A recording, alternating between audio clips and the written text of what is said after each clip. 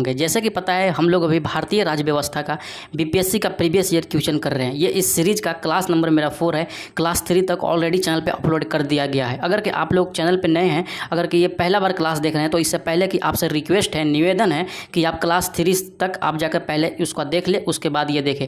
इस कक्षा में हम लोग क्या करते हैं, जितने भी बीपीएससी का प्रीवियस ईयर क्वेश्चन आया हुआ है इंडियन पॉलिटी के मतलब रिलेटेड, उससे सवाल हम लोग करते हैं। दोस्तों क्वेश्चन है मेरा, राज्यसभा को अस्थाई सदन कहते हैं क्योंकि इसको कभी विघटित नहीं किया जा सकता है। आपको पता होगा राज्यसभा का विघटन नहीं होता है। ठीक, सवाल यहाँ पे मेरा है, राज्यसभा को भंग करने का अधिकार किसे है? तो जैसे कि अभी हम बताएं कि राज्यसभा कभी भंग नहीं होता है, तो इसको किसी को यानी कि उपयुक्त में से कोई नहीं मेरा आंसर हो जाएगा। जैसे कि मैं ऑप्शन नहीं पढ़ूंगा दोस्तों, अगर ऑप्शन पढ़ने लगूँ तो बहुत ज़्यादा टाइम लग जाएंगे, इसीलिए मैं सोचता हूँ ऑप्शन ना पढ़ूँ, बस आपको जो टू द पॉइंट है उसको मैं बता दूँ। नेक्स्ट सवाल है, राष्ट्रपति द्वारा राज्यसभा में कितने व्यक्तियों को मनोनीत किया जाता है? तो राज्यसभा में दोस्तों 12 व्यक्तियों को मनोनीत किया जाता है और लोकसभा में 2 व्यक्तियों को मनोनीत किया जाता है। जो ये राष्ट्रपति मनोनीत करता है दोस्तों राज्यसभा में, वो आर्टिकल 80 के थ्रू मतलब उसको मनोनीत करता है, तथा वो ऐसे व्यक्तियों को मनोनीत करता है दोस्त जो साहित्य का, विज्ञान का, कला और समाज का मतलब ज्ञाता हो, जो जानकार हो। ठीक, उसी तरह नेक्स्ट सवाल की तरफ बढ़ेंगे दोस्त। नेक्स्ट सवाल मेरा यहाँ पे है, जैसे कि आप लोग देख सकते हैं कि राज्यसभा के चेयरमैन है, कौन है राज्यसभा के चेयरमैन? तो जैसे आपको पता है राज्यसभा के चेयरमैन यानी अध्यक्ष वगैरह जो होते हैं वो सारा का सारा हमारा उपराष्ट्रपति होते हैं। ठीक, उसके बाद नेक्स्ट सवाल की तरफ बढ़ेंगे हम। नेक्स्ट सवाल मेरा 123 नंबर क्वेश्चन है दोस्तों कि लोकसभा के स्पीकर का निर्वाचन होता है, कैसे होता है? जैसे कि आपको पता होगा जो लोकसभा का स्पीकर होते हैं दोस्तों, लोकसभा के जो अध्यक्ष होते हैं, एमएलए जो होते हैं, उन्हीं लोग में से जो होते हैं एक अध्यक्ष चुनते हैं अपना, यानी कि लोकसभा के सभी सदस्यों के द्वारा ये चुने जाते हैं। तो मेरा ऑप्शन नंबर कैट यहाँ पे राइट आंसर हो जाएगा। उसके बाद नेक्स्ट सवाल की तरफ बढ़ते हैं। नेक्स्ट सवाल जैसे कि यहाँ पर देख सकते हैं आप, लोकसभा के वर्तमान उपाध्यक्ष मतलब कौन है? तो ये सवाल आपको जैसे कि देख सकते हैं बीपीएससी ने 1999 में पूछा है, तो ये अभी के दृष्टि से इसको न पढ़ें, कोई दिक्कत नहीं है, क्योंकि वो उस समय का ये करंट हो जाता है, समझिए कि। नेक्स्ट सवाल की तरफ बढ़ेंगे। नेक्स्ट सवाल है मेरा 125 नंबर क्वेश्चन दोस्त कि संसद के दोनों सत्रों के बीच अधिकतम कितनी अंतराल होना चाहिए? जैसे कि आपको पता होना चाहिए कि जो अधिकतम अंतराल होना चाहिए वो 6 महीना से ज़्यादा नहीं होना चाहिए। आशा करता हूँ इतना आप लोग समझ गए होंगे। आप बिना टेंशन के पढ़ते रहिए, मुस्कुराते रहिए, मैं आपको टाइम से सारा का सारा मैं कोशिश करूँगा कि जितना भी सिलेबस है आपका कवर करा दूँ। बस आप हमको सपोर्ट करते रहिए, चैनल को सब्सक्राइब कर लीजिए तथा वीडियो को लाइक कर लीजिए, अपने दोस्तों के पास शेयर करते हैं। बाकी मैं हूँ आपका साथ देने के लिए, ठीक है। उसके बाद नेक्स्ट सवाल की तरफ बढ़ेंगे दोस्तों। नेक्स्ट सवाल है मेरा, राजनीतिक शब्दावली जो शून्यकाल है, शून्यकाल का क्या अर्थ होता है? ऑप्शन देख सकते हैं। एक दिन जब संसद में कोई कार्य नहीं होता, ऐसा नहीं है। निलंबित प्रस्ताव नहीं है, स्थगन प्रस्ताव नहीं है, यानी प्रश्न उत्तर सत्र नहीं है। तो बिल्कुल भी सवाल ये थोड़ा सा गलत दिया गया है दोस्त, मैं इसको आप स्टार बनाकर लिख लीजिएगा। इसके बारे में अगर हम शून्यकाल के बारे में अगर आप लोगों को बताना चाहें दोस्तों, तो शून्यकाल क्या होता है? जब सभा शुरू होता है, सभा शुरू करने से पहले जो समय होता है उसको शून्यकाल समय बोला जाता है। ये जो समय होता है दोस्तों 12 बजे से शुरू होता है, जिसमें कुछ सवाल जो इंपॉर्टेंट होते हैं उसको पूछा जाता है, उसको शून्यकाल बोलते हैं, न कि इस ऑप्शन के थ्रू। तो इसको आप स्टार बना के लिख लीजिएगा चीज़ को, ठीक। नेक्स्ट सवाल की तरफ बढ़ेंगे हम। नेक्स्ट सवाल जैसे कि 127 नंबर क्वेश्चन आएगा दोस्तों कि भारतीय प्रशासन में विभाजन प्रणाली किससे संबंधित है? तो जैसे कि आपको पता होगा विभाजन जो प्रणाली है दोस्तों वो नीति और कार्यान्वयन से संबंधित है। अगर कि 28 नंबर क्वेश्चन की तरफ चलेंगे दोस्त, 128 नंबर क्वेश्चन है मेरा। तो जैसे कि इसमें दिया गया है, निम्नलिखित में से कौन सी संसदीय समिति कार्यपालिका को विनियमित बनाने के लिए प्रत्यायोजित शक्ति को संबंधित है? ठीक, तो आप जैसे कि ऑप्शन देख सकते हैं, तो ऑप्शन में जो मेरा यहाँ पे अधीनस्थ विधान पर समिति है वो होता है। अगर कि मैं इसको बताना चाहूँ दोस्तों कि जो संसद की अधीनस्थ विधान पर समिति होते हैं उसमें जो 15 अस्थायी सदस्य होते हैं दोस्तों, ये समिति के कार्यपालिका को प्रत्यायोजित करते हैं, ठीक।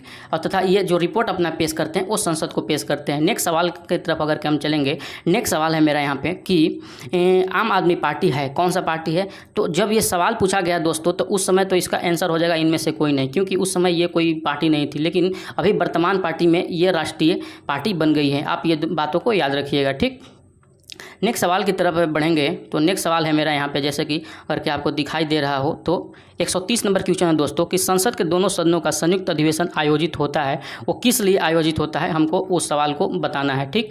तो जैसे कि आपको पता होगा कि जो संसद का दोनों सदन आयोजित होता है दोस्तों, एक ऐसे विधेयक पर विचार करने के लिए होता है जो कि दोनों सदनों में एक दूसरे से मतभेद हो। तो मेरा ऑप्शन नंबर 4 यानी कि option number D right answer होगा यहाँ पे। आशा करता हूँ आपको सब बातें समझ में आ रही होगी। कोई भी दिक्कत हो, परेशानी हो, कॉमेंट सेक्शन में भर दीजिए, मैं उसका रिप्लाई करने की कोशिश कोशिश करूँगा। बाकी आप लोग एकदम टेंशन फ्री होकर पढ़ते रहिए, आपको मास्टर बनना है, मतलब बनना है दोस्त।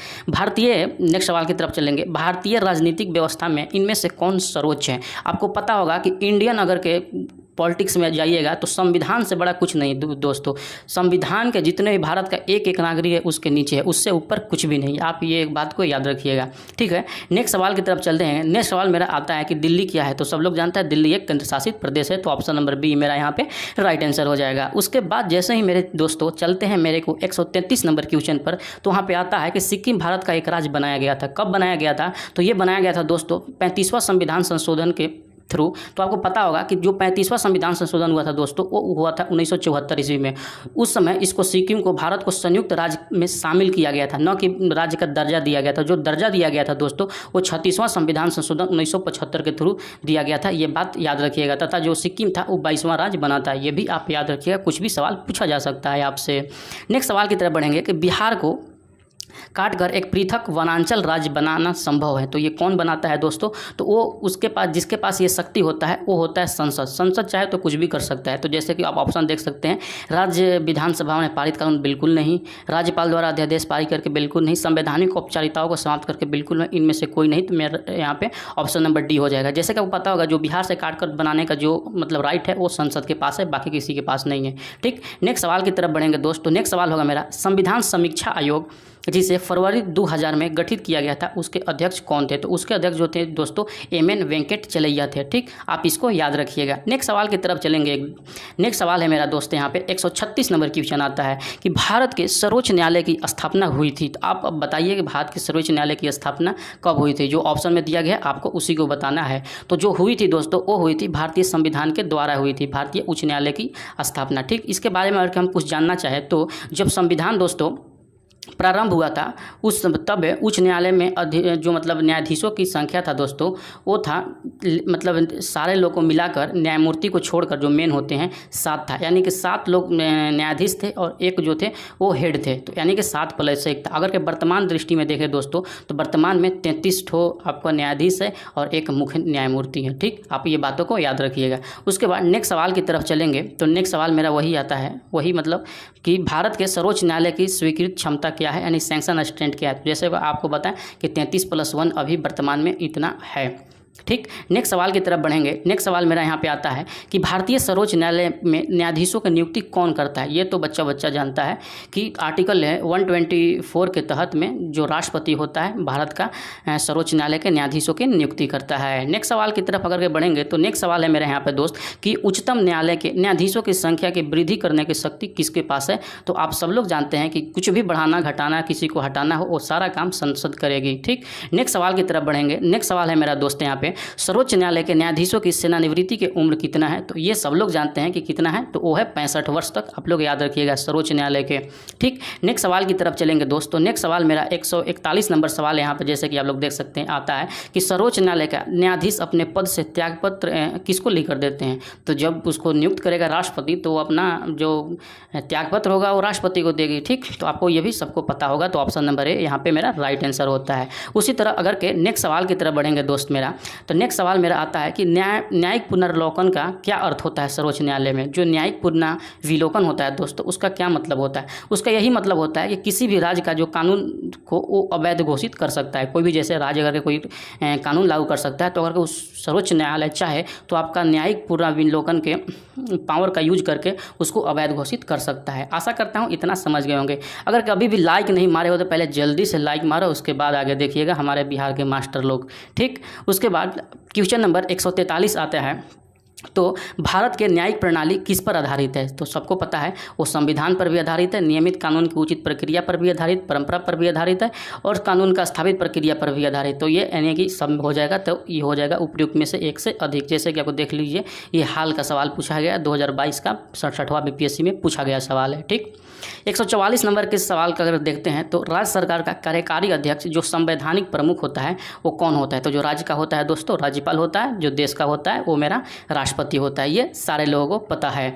नेक्स्ट सवाल की तरफ चलेंगे। नेक्स्ट सवाल जैसे कि यहाँ पे देख सकते हैं, नेक्स्ट सवाल मेरा है कि किसी राज्य का राज्यपाल नियुक्त किया जाता है वो किसके द्वारा? वो मेरा राष्ट्रपति के द्वारा। तो ऑप्शन नंबर 3 यहाँ पे राइट आंसर होगा मेरे शिक्षकों। उसके बाद नेक्स्ट सवाल की तरफ चलते हैं। नेक्स्ट सवाल है मेरा, भारतीय संविधान के अनुसार राज्यों की विधायिका में सम्मिलित है। तो राज्यों के विधायिका में क्या सम्मिलित है दोस्तों?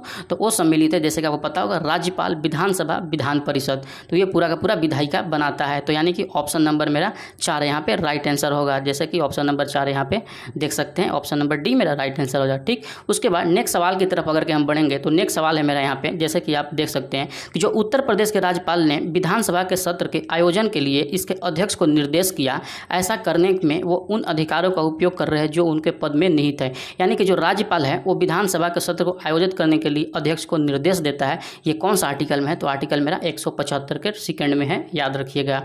नेक्स्ट सवाल की तरफ बढ़ेंगे दोस्तों। नेक्स्ट सवाल मेरा है 148 नंबर क्वेश्चन। यहाँ पे देखेंगे 148 क्वेश्चन क्या है कि भारत में राज्य विधान पालिकाओं का उच्च सदन कौन सा होता है? तो राज्य में जो होता है दोस्तों, जैसे होता है एक विधानसभा, एक विधान परिषद। तो जो विधान परिषद होता है उसको हम उच्च सदन बोलते हैं, यानी कि विधान पालिका परिषद। ये आप लोग याद रखिएगा। ठीक, नेक्स्ट सवाल की तरफ बढ़ेंगे तो नेक्स्ट सवाल मेरा यहाँ पे है, ये सारा का सारा क्वेश्चन दोस्तों इतना इंपॉर्टेंट है, जैसे कि देख सकते हैं बीपीएससी 2022 में पूछा गया। मतलब टोटल का टोटल एक भी ऐसा नहीं क्वेश्चन है जो कि बहुत बार रिपीट नहीं किया गया। ये तो एक बार दिया गया है क्योंकि इससे पहले भी बार बहुत बार ये सब सवाल पूछा जा चुका है। ठीक, तो जैसा कि 149 नंबर सवाल देखते हैं कि राज्य विधान परिषद के सदस्य निम्नलिखित में से किस श्रेणी के नहीं चुने जाते हैं? तो जो बिजनेसमैन होते हैं दोस्तों उनको नहीं चुना जाता है। तो ऑप्शन नंबर डी यहाँ पे मेरा राइट आंसर हो जाएगा।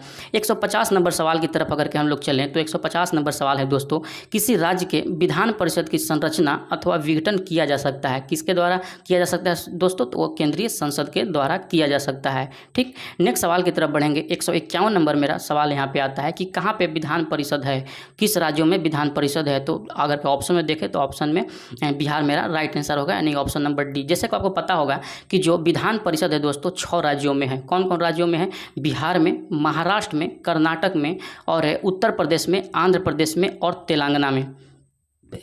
सॉरी, ये जो 6 राज्य हैं, 6 राज्यों में द्विसदनात्मक व्यवस्था है, यानी कि वहाँ पे विधान परिषदें हैं। ठीक, आशा करता हूँ इतना आप लोग समझ गए होंगे। अगर अभी भी अगर वीडियो को आप लोग लाइक नहीं किए हैं तो बहुत गलती कर रहे हैं आप लोग। पहले जल्दी से लाइक मारिए, उसके बाद आगे वीडियो को कंटिन्यू कीजिए। ठीक, क्वेश्चन नंबर 152 है मेरे शिक्षकों की, क्या है कि भारतीय संविधान के निम्नांकित अनुच्छेदों में कौन सा अनुच्छेद विधानसभाओं के निर्वाचन का प्रावधान प्रस्तुत करता है? तो वो जो करता है दोस्तों आर्टिकल नंबर 170 मेरा करता है। ऑप्शन नंबर ए मेरा राइट आंसर हो जाएगा। नेक्स्ट सवाल की तरफ बढ़ते हैं। नेक्स्ट सवाल मेरा अगर के आइएगा यहाँ पे कि यदि किसी राज्य का विधानसभा का अध्यक्ष का त्याग पत्र देना चाहे तो अपना त्याग पत्र किसको देता है? तो आप कोई भी अध्यक्ष हो, चाहे तो लोकसभा का अध्यक्ष हो, विधानसभा का अध्यक्ष हो, राज्यसभा का अध्यक्ष हो, वो अपना अध्यक्ष जो होगा वो उपाध्यक्ष को ही जो देगा, अपना त्याग पत्र देगा, रिजाइनेशन देगा। ठीक, उसके बाद नेक्स्ट सवाल की तरफ चलते हैं। तो नेक्स्ट सवाल मेरा है कि किस न्यायालय ने यह फैसला दिया कि एक ही बार में 3 बार तलाक बोलने से यह गैरकानूनी है,